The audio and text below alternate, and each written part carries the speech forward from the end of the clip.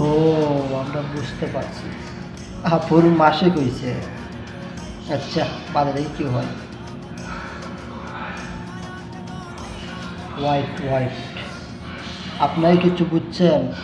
বুঝেন নাই? মাপি মুশকিল, আমি তো অনুমোশন পাচ্ছি না। আপনাদেরকে বুঝাই দিতেছি, নো টেনশন, আমি বুঝাই দিতেছি। মানে আপুর মাসিক হইছে, ওই মেয়েটাই দেখছে, দেখে সব পোলা করে বইলা দিছে। এখন একটা পোলা লজ্জা লাগার কারণে টাস করে এটা চল রয়েছে।